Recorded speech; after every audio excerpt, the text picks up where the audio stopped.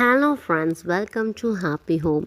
இது ஒரு Sunday vlog தாங்க. ஸோ சண்டே வந்துட்டு ஒரு வெட்டிங் மேரேஜ், அதுக்கப்புறம் வந்துட்டு ஒரு 4 பேர் பார்க்க வேண்டியது இருந்தது. உடம்பு சரியில்லாமல் இருக்காங்க.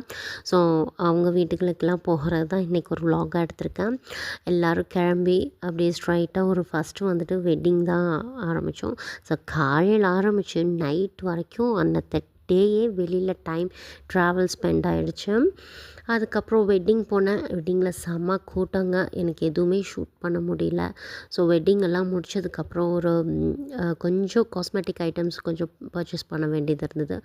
ஒரு லிப்ஸ்டிக் எடுக்கலாம், அப்புறம் ஒரு கலரிங் எடுக்கலாம் அப்படின்னு சொல்லிட்டு தான் உள்ளே போனோம்.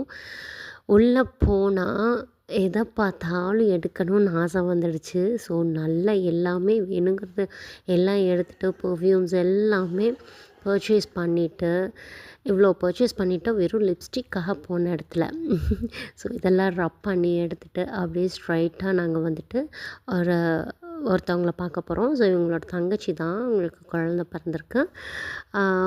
கொஞ்சம் பர்ச்சேஸ் பண்ணிவிட்டு குழந்தைக்கு அப்படியே ஸ்ட்ரைட்டாக ஹாஸ்பிட்டல் போயாச்சு.